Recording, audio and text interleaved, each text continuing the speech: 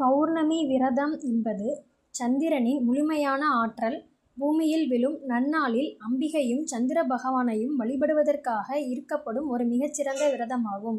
இந்த விரதத்தை எப்படி இருக்க வேண்டும் மற்றும் அதனால் கிடைக்கும் பலன்கள் என்ன என்பதை விரிவாக பார்ப்போம். பௌர்ணமி விரதம் இருக்கும் முறை. பௌர்ணமி விரதத்தை மேற்கொள்ள நினைப்பவர்கள் கடைபிடிக்க வேண்டிய வழிமுறைகள். காலை தொடக்கம். பௌர்ணமி அன்று அதிகாலையிலேயே எழுந்து நீராடி நெற்றியில் திருநீறு அல்லது குங்குமம் இட்டு தூய்மையாக இருக்க வேண்டும். பூஜை அறை தயாரிப்பு.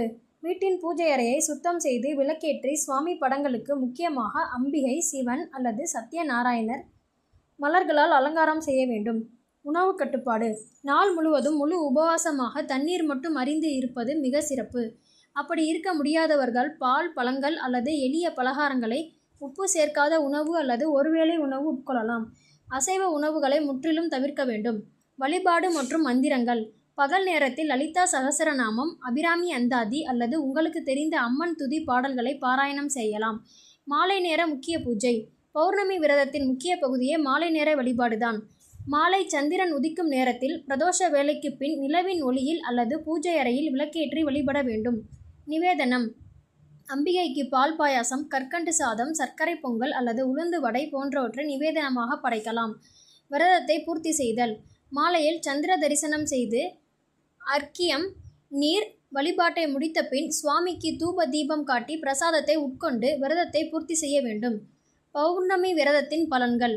அறிவியல் ரீதியாகவும் ஆன்மீக ரீதியாகவும் பௌர்ணமி அன்று உடலிலும் மனதிலும் அதிக ஆற்றல் இருக்கும். இந்த நன்னாளில் விரதம் இருப்பதால் கிடைக்கும் நன்மைகள். மன அமைதி மற்றும் தெளிவு.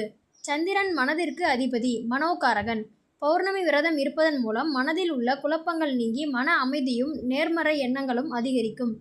ஆரோக்கியத்தின் மேம்பாடு. மாதத்திற்கு ஒரு முறை பௌர்ணமி அன்று உபவாசம் இருப்பது உடலில் செரிமான மண்டலம் சீராகி நச்சுக்களை வெளியேற்ற உதவுகிறது. குடும்ப ஒற்றுமை மற்றும் லக்ஷ்மி கடாட்சம்.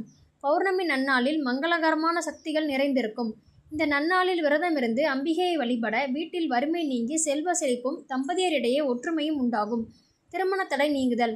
ஜாதகத்தில் சந்திரதோஷம் உள்ளவர்கள் அல்லது திருமண தடையால் அவதிப்படுபவர்கள் தொடர்ந்து பௌர்ணமி விரதம் இருந்து வந்தால் தோஷங்கள் நீங்கி விரைவில் நல்ல வரன் அமையும்.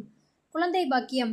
நீண்ட நாட்களாக குழந்தை பாக்கியம் இல்லாத தம்பதியினர் பௌர்ணமி விரதத்தை முறையாக கடைபிடித்து வந்தால் நல்ல புத்திர பாக்கியம் உண்டாகும் என்பது நம்பிக்கை.